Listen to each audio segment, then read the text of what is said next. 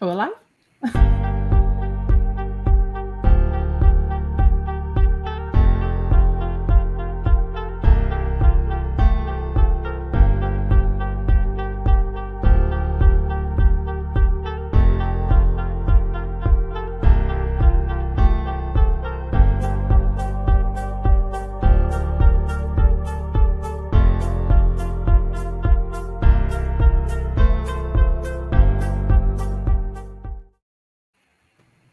Hello. Well, hello. Welcome to Paranormal Versus with myself, Cal Ridley from the UK, and my co-host, Michael Koff from the United States of America. Today we have a special guest, Ray Savino. Did I say that right, Ray? Yes, you did. So we're going to be chatting to Ray Savino today. So we're going to jump in straight away and ask Ray what it is that he does and where he's from. Originally, I'm from New York. Born the son of a hardworking Italian and an Argentinian mother, and from there we went to Virginia, in Pennsylvania, and then I lived a little bit in Pennsylvania, and that's where I had my first paranormal experience around '93. I lived in a really small efficiency apartment, and since I didn't have a car, I was walking distance to work. So in order to get to work, you have to pass the cemetery. So Yeah. back then we had the old crank windows and stuff. So um, I come back from work and my windows are open, or I go downstairs to do the laundry and I come back up and my TV is as loud as it can be. A lot of weird stuff was happening, and I was probably 19, 20, maybe 21. And so a lot of stuff was happening and I couldn't explain it. And that's where I saw my first shadow. Well, I didn't see the shadows. I had the bedroom door closed, and down the hallway, you could see the bedroom door. And for whatever reason, the bedroom light was on. And something made me turn to go look down the hallway, and underneath the door where the bedroom light is, you see this dark like a shadow just move underneath the door. And a lot of other stuff was happening. So a friend of mine and I decided we were going to use a Ouija board and to see if we can summon up see if we could figure out who or what might be causing this. He swears he wasn't joking around. I swear I wasn't screwing around. But we got the name of a little boy named Toby. So of course, being at the, living right next to the cemetery, we scoured that cemetery. It's like miles and miles of just headstones and stuff. So I can't say that the one headstone we found was Toby, but we did in fact find a headstone of a little boy named Tobias from like early 1800s or something. Could have been him. Could have been somebody goofing around with us on the other side. Who knows? But that was my first experience of the paranormal, where I really got into it. I was really interested about it. So fast forward a little bit, the TV shows started coming on TV, Ghost Hunters and stuff like that. Which got me really interested in it. I didn't know people actually had paranormal groups and stuff. So I was really wanting to be in a group, and I switched jobs, so I had to travel and move to another part of Virginia, where I'm going to age myself a little bit. I went on MySpace and found a paranormal group near me, and I didn't like where it was going. They prefer to play video games at home when I wanted to learn about stuff. So that's where my paranormal group was born, RTO Paranormal. And we right now we have about 11 or 12 people in our group. A lot of people joined and then left and they moved or whatever. But and so 2009, I started RTL Paranormal with a few people, and we started investigating places. And just like everybody else, we started emailing historical locations and to see if they would allow us to investigate those historical places. So you email a bunch of people during the week, and you probably get maybe one or two replies. A lot of them sometimes reply with like laughing at you, but who cares? So there are a couple of people that allowed us to investigate and kind of learn what we're doing and hone in our craft, so to speak, and figure out different ways and techniques to get the spirits to interact with us. So we were doing that for a while, and then started getting private homes. People wanted us to investigate their homes, and then, very proudly, I say this, but we started getting a small name for ourselves in the area that I live in. So we ended up doing fundraisers and stuff for like the military bases here. So once I started getting involved with that, I was getting opportunities and invited by the military to investigate locations on the military bases. So Wow. we investigated the 633rd Contracting Building at Langley Air Force Base. This is my favorite story. The USS Zuni at Oceana Amphibious Base. Right. If you ever watched the movie The Perfect Storm with George Clooney, Yeah. Right. the Coast Guard, the tugboat that tried to save everybody on the ship, that tugboat we investigated, and it was a retired Navy tugboat. It was through a couple of wars and stuff, and then once it retired, the Coast Guard acquired it. So Wow. it had a lot of missions and stuff, and we had some of the best evidence. Well, I don't like using that word evidence. The best data captured during those investigations. I was on the.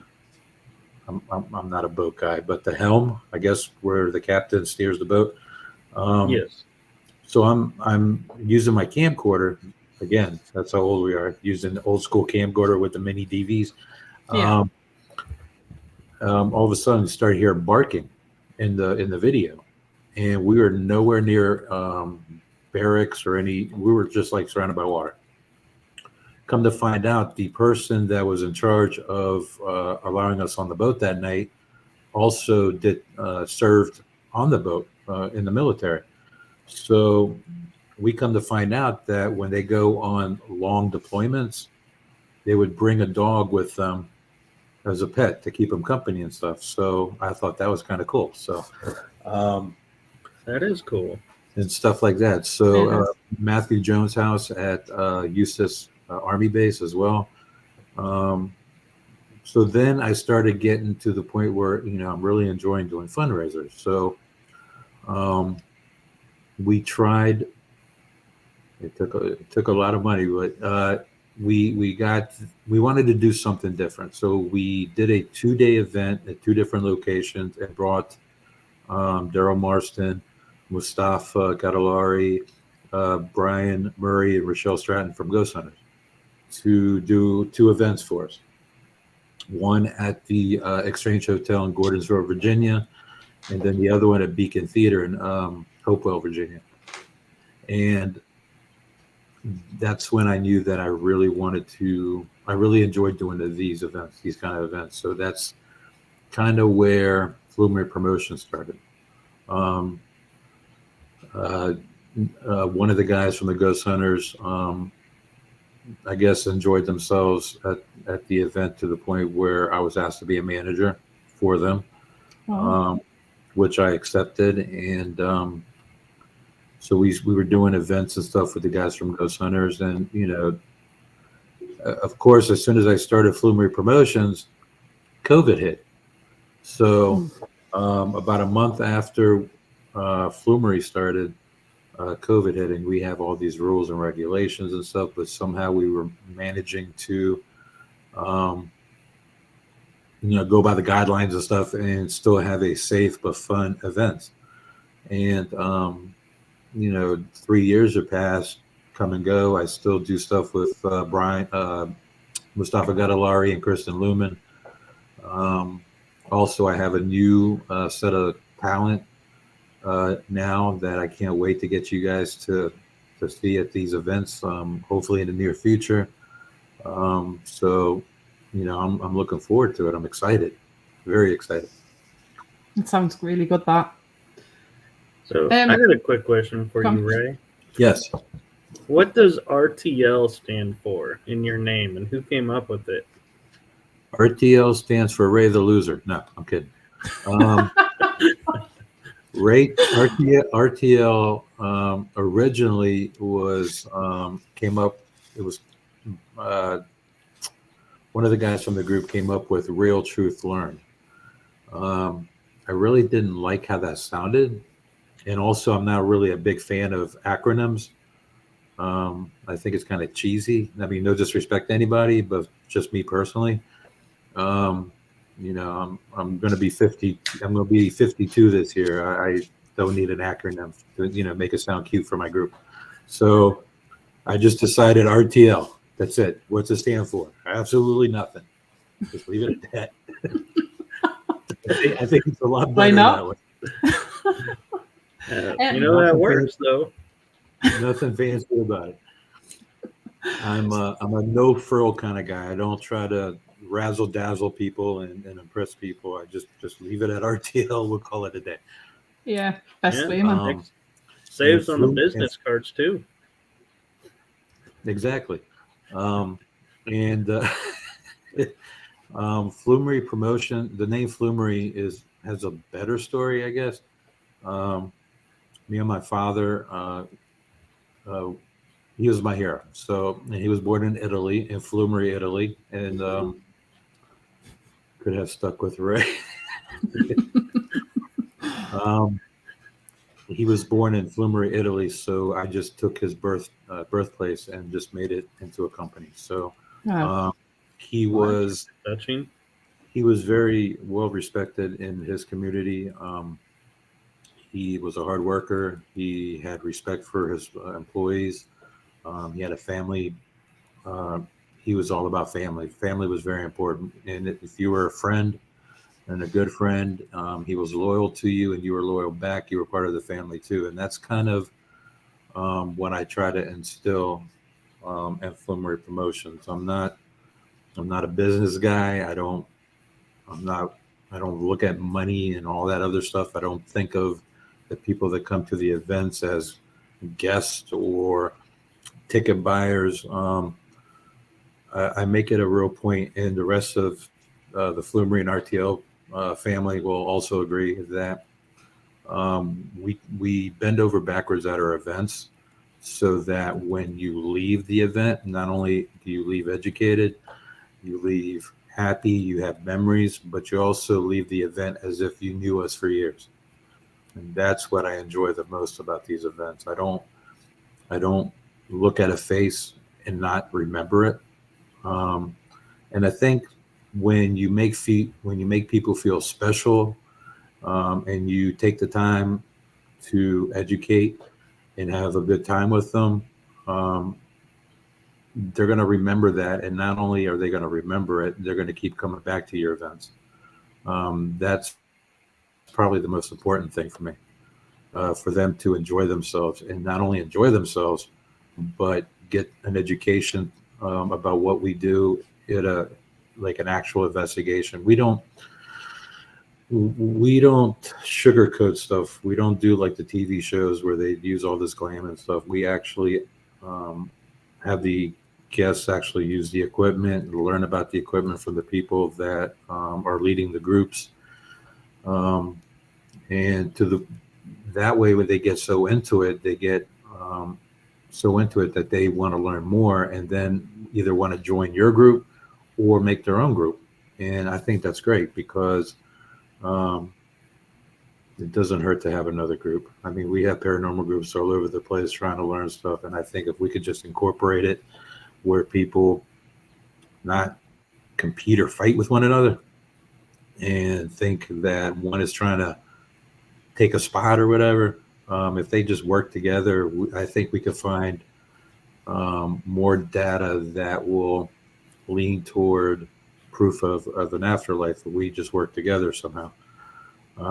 Unfortunately, it doesn't always work that way in the paranormal field, as you guys know. Yeah. Right. But I can say I have been on, I believe, 2 or 3 Flumeri production investigations. And how you're describing it is exactly how it was, in my opinion. Good. So I can vouch that he really does do what he's saying that they try to do. So I appreciate that, and I'm sure everybody does. Oh, thank you. I appreciate you coming. Now we got I'm to get. I'm gonna have to come over, definitely. Well, you and I already talked about that, didn't we? Yeah. Yep. All right. I'll get there eventually. Or, you could always send your team over to her. There's an idea. Great. My problem is I've got loads of locations, but my team keep dropping out. So have your people call my people. We'll do lunch. we will definitely. So, Ray, so what's your most active location that you've been to so far? There's a lot of places that I really enjoy that are active. One is up in New York. It's the Shanley Hotel. That one is probably one of my top 5. Also, the Exchange Hotel in Gordonsville, Virginia. Right. That one is incredible. We actually caught on the security cameras there during one of our events. I believe it was with Mustafa, where we were in the main house and the camera was facing outside to what we call the kitchen house. And as I was watching the security camera, the bedroom light kept coming on and it was turning on and off. There's nobody in the house. We also in the main house we get a little girl. I think I'm gonna say this wrong, but I think her name was, if I remember correctly, it's Sarah. A little girl that calls for her mommy. That place is fun to do. Also in Texas is the Old Park Hotel in Ballinger, Texas. That one I had probably. I did an event there for another company, and I had my first experience that I can't even explain. I participated in what is called a human pendulum, and I'd never done one before.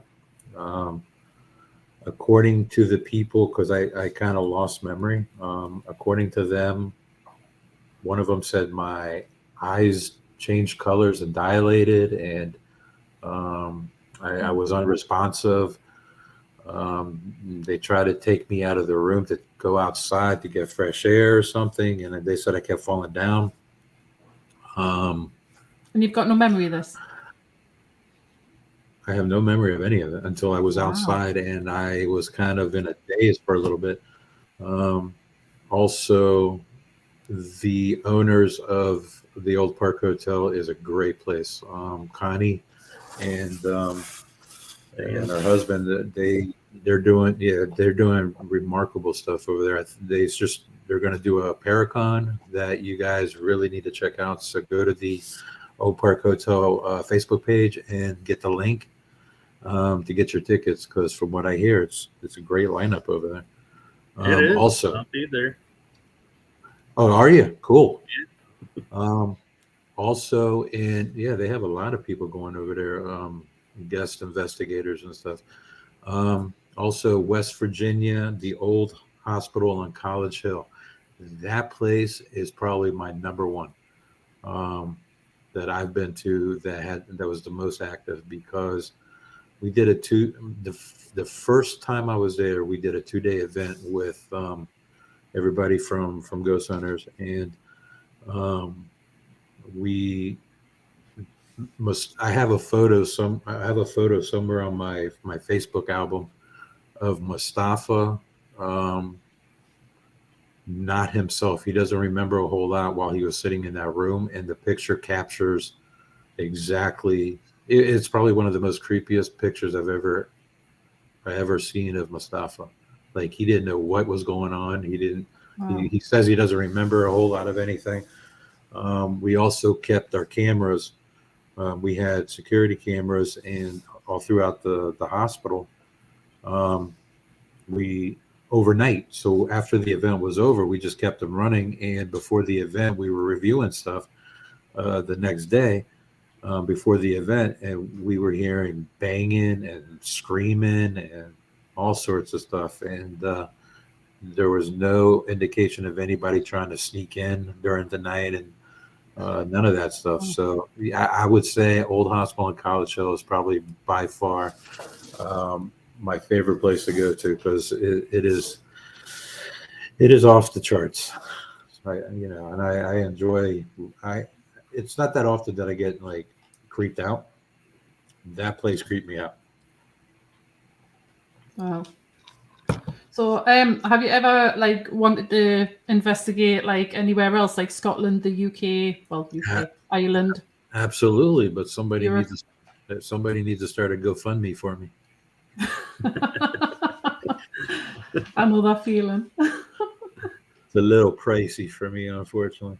Actually, I like to go over there and investigate. There's a lot of places that I'm very interested in doing. I'm also interested in, since I have family in Argentina, Buenos Aires, I want to go to Buenos Aires and investigate over there. There's a lot of places over there.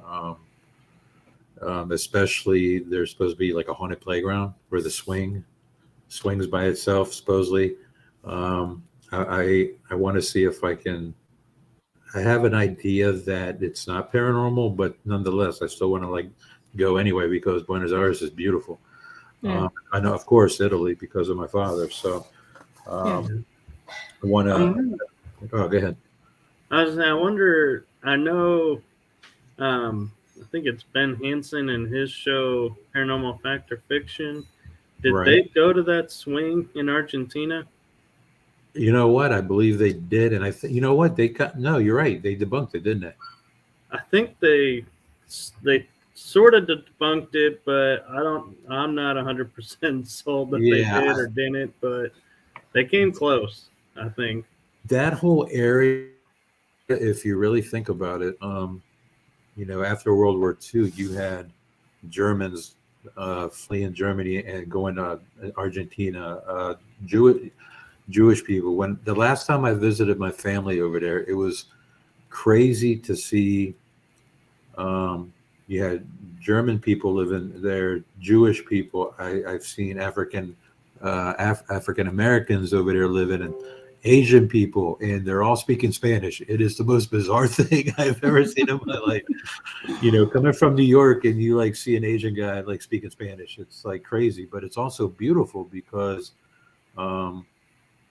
with all the turmoil that's happened in Argentina throughout the years, for it to still be like a melting pot, like everybody goes over there. It's kind of nice to see. Yeah. So curious, being from Argentina, do you give any credence to the fact of, they say like Hitler and a lot of the Nazis escaped to Argentina and lived out? They I can't remember what show I was watching, but they actually found this abandoned mansion. I want to say off an island or somewhere off the waters in Argentina, where they found military papers, German military papers. They took the metal detector around the property, and they found German currency, like in the ground and stuff. I really believe everybody hit over there. Now Hitler, I think he got what it was coming to him. But like a lot of his top officials and stuff, I think they kind of headed south and went to Argentina. There's a lot of proof. You had what was his name? Mengele, whatever his name is, Joseph Mengele. I can't pronounce his last name, but he was one of the guys that was caught down there and got indicted. So, and I think there was a couple of other ones that were from Hitler's regime or whatever you want to call it. So, but I really believe a lot of the German people from his regime or his army kind of fled and went to Argentina. I mean, the proof is all there. I mean, Wow. I don't know. Wow, we got deep all of a sudden. So do you like the history when you go in any investigations? Me personally, I like to know the history. I do have sensitives in my group that they go in what we call cold turkey. They don't want to know any information whatsoever. Yeah. And so usually what happens during a private investigation, we do what we call a walkthrough, where either I or somebody from my group that also knows the information will walk with the sensitive around and write down whatever she's getting. And then later on, after she's done with the walkthrough, we can compare our notes and see if she was, right on, or if she wasn't, and then kind of work our way from there and see what we come up with.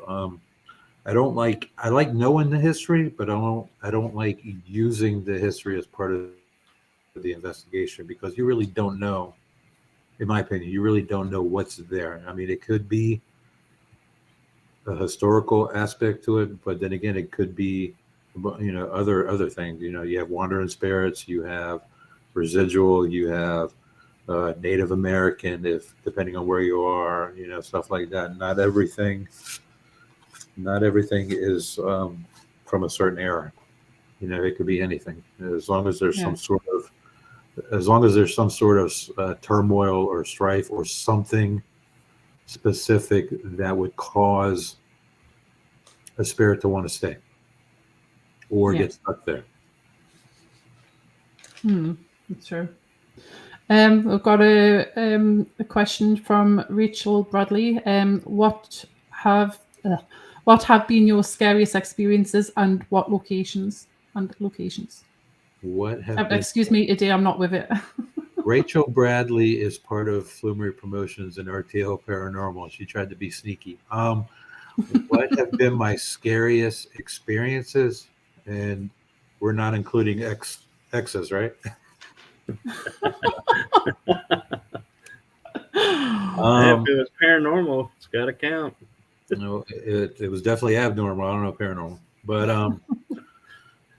I would say my scariest would be the historical church in Goochland, Virginia, where something similar happened to me that happened in Texas. I really can't explain what happened. We were doing an Estes experiment, and we were on the top floor of the jail, and I was sitting across from the person that was actually doing the experiment. I was just observing, kind of checking the surroundings and stuff while he was doing it. So I was completely quiet. And next thing I know, I'm outside again. They said, and this was during the summer. So after the session, they all went downstairs, is what I heard. And everybody was like, "Where's Ray?" He's still upstairs. So I guess when they tried to get me, I was unresponsive. And so I was being helped down the steps from the top of the jail to go outside. And they said during the Estes experiment that my name was called out. Some other stuff was mentioned in regards to me.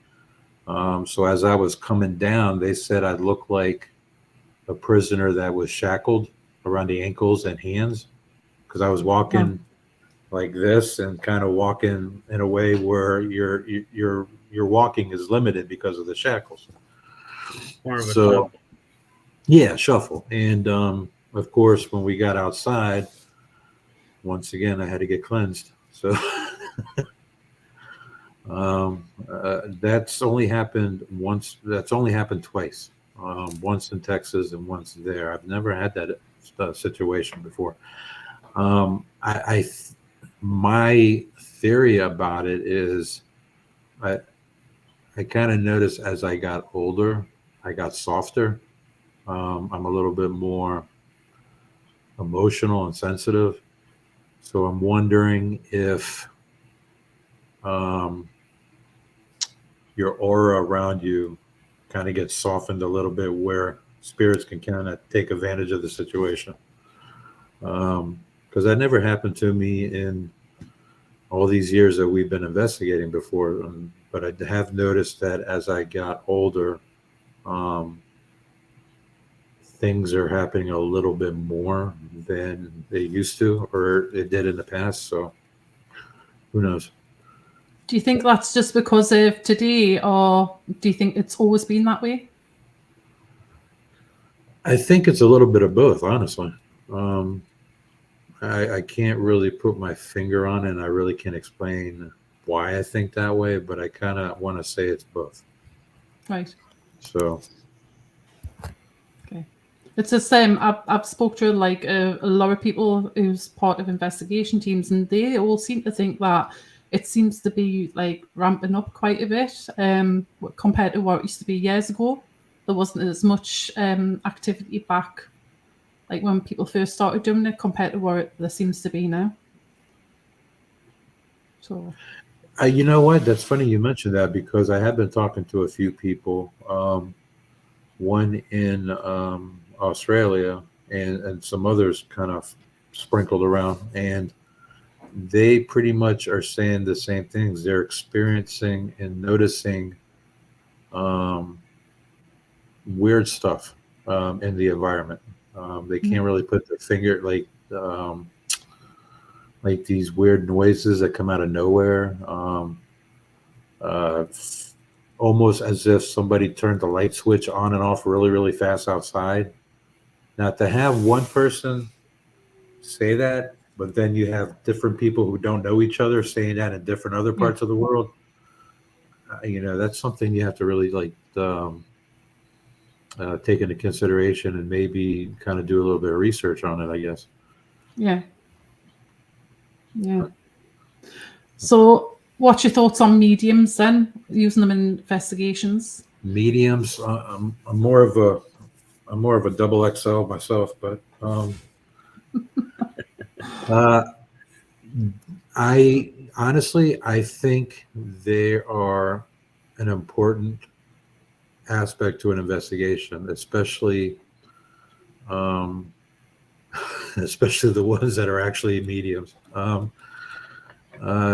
because if you take the history of the location, the equipment that you use to do experiments and to kind of communicate or try to communicate with whoever's there, along with whatever type of medium that you have or sensitive, it's just like at old school, like back in the day, where they said if you have one piece of equipment and if you can group it with another piece of an equipment, that's your evidence is more profound and more solid.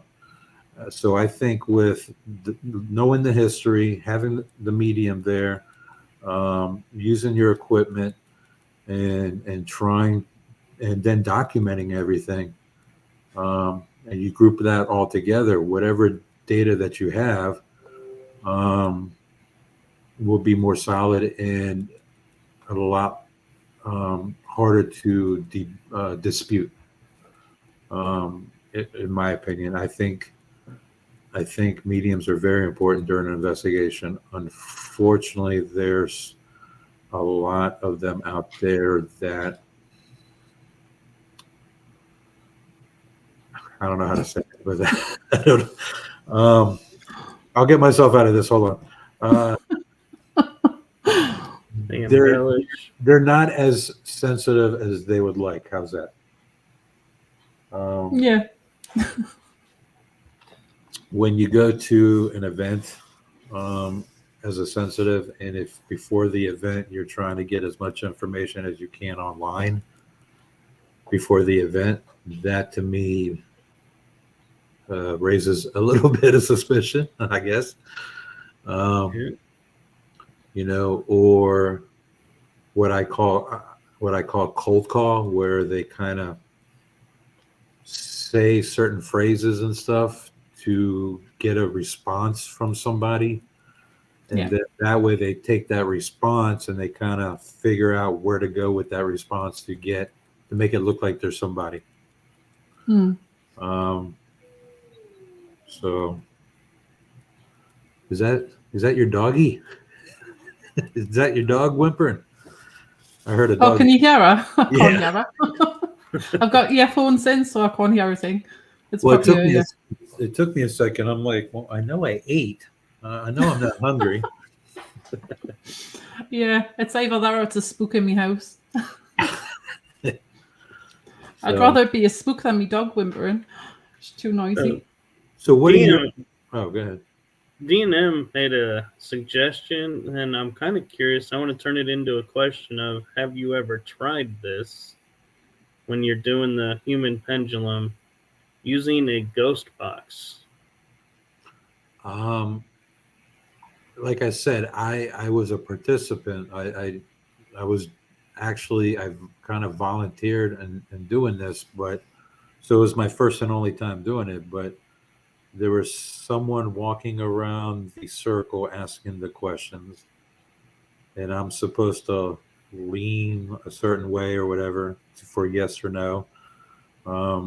So I mean, I guess the spirit box would be a great way of kind of, yeah. I mean, why not? I mean, the one time I did it, we never used it as far as I remember. But yeah, that's perfect. That's a good idea. Especially at Old Park Hotel in Texas, because there is so many different types of spirits there. You have the room where supposedly Bonnie and Clyde was looking out the window. You know, it was part of their hideout. They were hiding out.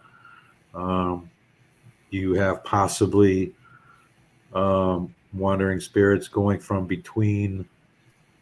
Oh yeah, Todd Eskew. Yep, great guy.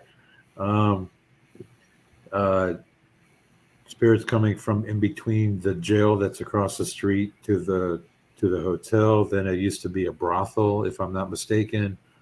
And then some other stuff is going on. There's a possibility that there might be. I don't know if they're still trying to figure this one out or not, but they found an underground tunnel that goes to like miles away into like a body of water. You know, you have so much stuff going on at that place. So I mean, yeah, using the spirit box there while you're doing the pendulum would be a great idea. Honestly, I can't remember if one was used or not. It was a while ago.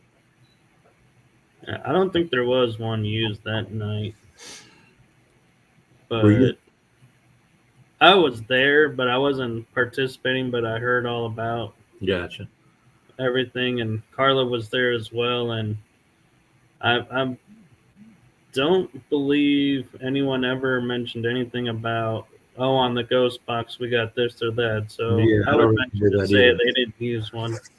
But I do remember when they took me outside to get cleansed.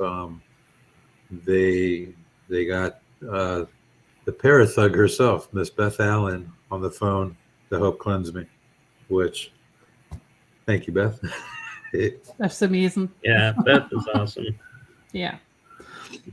So what is the human pendulum? I mean, I know that you said that you have to sway towards like whatever the answer is, but we've never came across it. I don't think over here. Other people might have, but I haven't. If I remember correctly, there was a group of people in a circle. I was in the middle of it. You had one person on the outside, Todd Eskew, asking the questions, and the way your body, before you even do the pendulum, you kind of stand there for a little bit with your eyes closed, and whichever way you move, like if you lean a certain way, it's for yes, and then you lean the opposite way, or however it's a no. So you're answering you're answering the questions that are being asked with the leaning of your body. Right. If I'm saying that correctly, and so yeah, so I guess they've gotten some good results from that, from what I hear, because I mean, I can't imagine having them do that for the first time there with me. So I think they've done it a couple of times before. So Yeah. I actually had Steven do it for me at Fort Walters last Saturday. And so you have it pretty much down. You have one person in front of you, so when you lean forward, they can push you back. Right. And one person behind to catch, and you have two people on your sides. So in case you start to wobble or lose your balance, they can help you pick up. But yeah, otherwise, yeah, you were spot on remembering how to do it. Yeah, I remember that part. I just don't remember what happened from that part to outside. Yeah. So what's your favorite piece of equipment then, Ray, when you go on an investigation? Honestly, I'm very simple. I like my EDI meter. I like a digital recorder and something to capture video. Right. That way, with of course, you know what how the EDI meter is used. That way, you can download it into the computer along with your recordings and see if the recordings match the stuff that's going on your EDI meter. So if you have the EDI meter, you have your digital recorder, and then you have the video recorder, just in case something happens when you capture an EVP, or if the temperature changes, or you capture a vibration when there's nobody moving with the video recorder. So again, those three things are probably my three favorite things to use. I used to be all about the spirit boxes back in the day, but I kind of there's a lot to.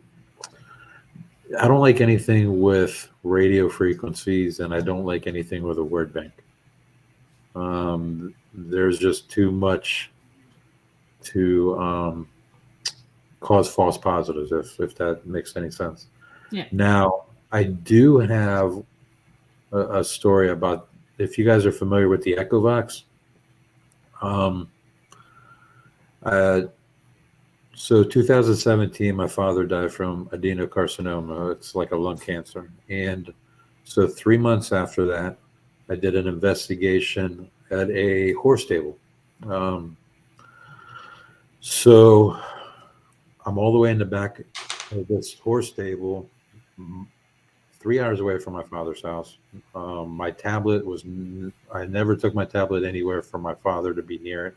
So there wasn't any way I could capture his voice. But we were doing an Echovox session in the woods at this horse stable. And I'm not thinking anything of it, just asking my questions or whatever.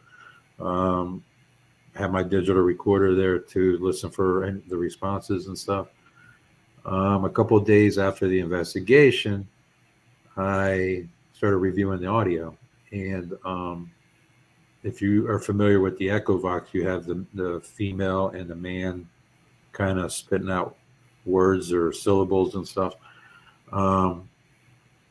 During all that, I hear my father's voice. There's no mistaking that was my father. My father has an Italian accent. It's a deep voice. My real name is Raphael, so for short, he would either call me Rafi or Raf. So whenever we used to call each other on the phone, he would answer he's got caller ID, so he knows who it is. So he answers the phone. He goes, Rafi, what are you doing? So I hear Rafi. It's Ray, but it's in my dad's voice.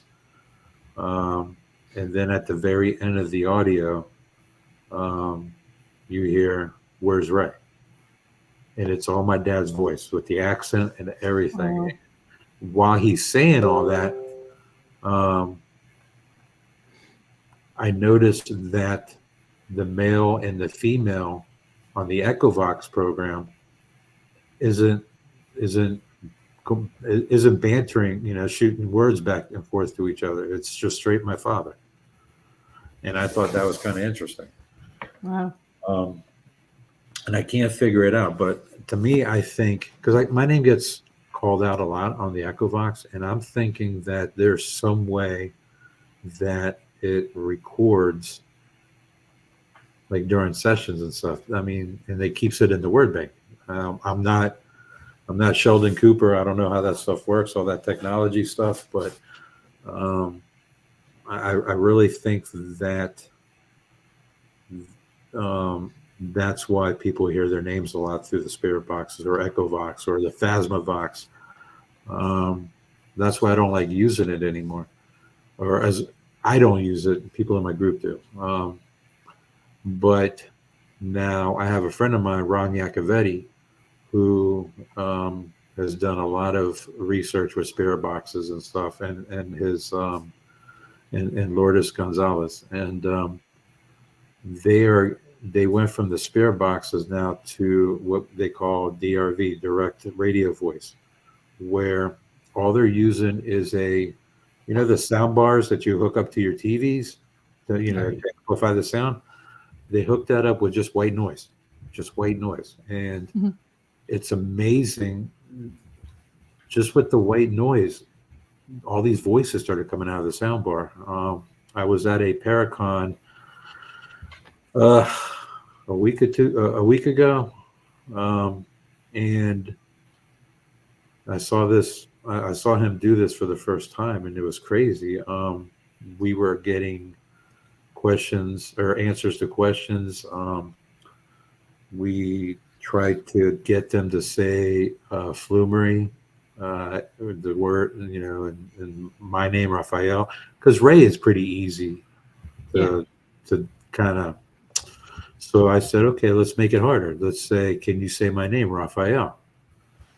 And it came out. So, but it wasn't anybody's voice that was in the room. That's what was cool about it. If I'm not mistaken, it was a female voice. So now I'm all about white noise. Like I want to get myself a white noise generator and learn more about that stuff. So in the near future, hey Laura, I want to learn more about that stuff. So, and if I want to learn about it, I'm sure other people do too. So in the near future, we're going to have more events that are not just ghost hunting. There's going to be a lot more educational stuff. We're going to do speaking events where we talk about near-death experiences, talk about demonology and religion when it comes to the paranormal. Ghost hunting 101 for the beginners that are interested in learning about it because maybe they want to join a group. We used to do a lot of junior ghost hunts in the past, which I thoroughly enjoyed just because the kids that come have the same IQ as me, which is great. I mean, we get along just fine. But no, actually, the junior ghost hunting events that we did, I really enjoyed because, again, it has to do with family. What better way to bond with your kids with something that you both enjoy doing, like ghost hunting? So if you guys can bring your children, your child with you, and learn about this stuff together, now you're forming a bond with your kid. I like that. I tried that with my daughter, and she wouldn't have nothing to do with it. Well, my kid, my first, my middle son, when he was younger, he was all about going to all the ghost hunting. Then he was all about going to the ghost hunting, but sitting on his phone. Now, Dad's boring, so he doesn't, and he stays at home. But my oldest son, Nick, he's lives in Pennsylvania. He's our photographer for our events, so he goes to as many events as possible to take photography for us, and he's really into the paranormal. I think he has a little bit of the shining in him. He's got a little gift, but great kid. I mean, I love spending time with all of them. But so yeah, the junior ghost hunting, and not only do I enjoy watching the parents bond with their kids. One of my little dreams about in the future is to have a junior ghost group, a paranormal group, where they learn through the paranormal stuff that they hate learning in school. So public speaking, so you have to do client interviews. Taking notes, so you got to do research. You got to go to the library. You got to and go to all these places and get write all your history down and stuff like that. And then once they learn all this stuff, they get an opportunity to go somewhere and take all the stuff that they learned and use it. So as they get older, if they're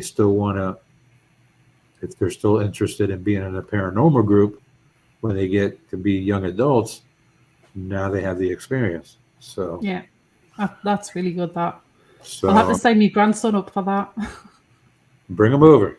Yeah, just make sure you put a bunch of holes in the box. You don't want him to pass out there. I'll just kidnap him. His mom and dad won't like it, but they've got no other option. Oh, you don't say that on Facebook. I wrote down that I took my kids out of school early. Well, no, I said I kidnapped my kids from school early, and I was in jail for 30 days. Oh my God! Even though I have pictures of me and my kids doing duck faces. Thanks, Facebook. Hi, Stephen. Have you got a question that you were going to ask, Michael? Actually, we have a question in the chat group for all of us. It says, to all, have you ever picked up an animal spirit or energy? And the second part of the question is, how do you know the difference if so? I have two examples. We did a big like they used to be boarding rooms, and now they converted into apartments. But back in the 1800s in Pennsylvania, there's this big, huge building that's has all these rooms that people live in. And we were invited to investigate over there. And I brought one of my sensitives at the time. And while we were doing our session, it was the landlord's apartment that we were in. That used to be his mother's. It was his mother's apartment at the time. And she was getting that she had a pet, and she wants to say it was a cat. And I say, why do you say that? Because as she was standing in the middle of the living room, around her ankles, she was feeling something like a figure eight, like a cat would do. Kind of go, through your legs, through your ankles, and rub, kind of brush up against them and stuff. And sure enough, that the landlord said her mother had a cat before she passed away. So Denise Pack, hi Miss Denise. And then the other one I was telling you about was when I was investigating the USS Zuni, where we heard the dogs barking, and come to find out when they went on long deployments, they would take a dog, or they would take a dog or two as companions for the long deployment to keep them company. So, and I also believe that pets, if you guys love the pet as much as your pet loved you, when your pet dies, it'll come back to you and it'll let you know that it's there.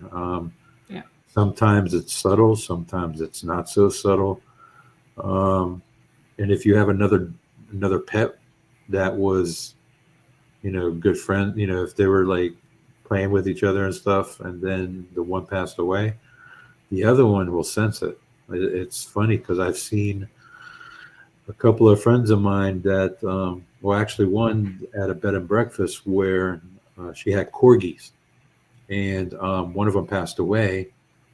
The other corgi would stare in the corner where her bed used to be, and kind of just sniff around as if she was there, and then kind of take her paw, and, like she was playing with it, like playing with somebody. So yeah, I mean, I think it's always possible. Yeah. And people do sense it, and they can pick up on them. Exactly.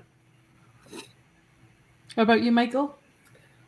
I would say I have, and it's more of like what Ray was talking in the background is I have had 3 little dogs that were like my kids that passed. And when the first 2 passed, I would hear their nails scratching on the floor like months or weeks after they passed away. And I'm like, I don't have a dog, but I could hear their nails. And it was like, and it wasn't like I would be sitting there going, what is that? It'd be more of like oh, I'm so glad you came to visit. And it was just like a comforting feeling. And it just was like, it's a really cool experience when, like, I recently lost one that I was the closest to, and he was mine from the beginning. And there are times that, like, I'll be laying down to go to sleep, and he would always be asleep next to me. And I will find myself putting my hand over there, and then it's like I'll move my hand because I'll think, oh, I just bumped where he was sleeping, even though he's not there. Yeah. It's like, I don't know if that's memory muscle or just paranormal, experience of, acknowledging, hey, he's here, spending a little bit of time. But yeah, so I would say pets and animals definitely can come and visit. Yeah. Yeah, I've had similar experiences. I had a Neapolitan Mastiff puppy pass over at 18 weeks old, and she used to run down the hallway and run into the bedroom and skid along the laminate flooring and hit the other side of the wall. And we used to hear the same thing happening at night. Like, obviously, I hit the side of the wall when she skidded through. So it was just like a really weird experience. So I do that when I walk into a bar. I bet you do.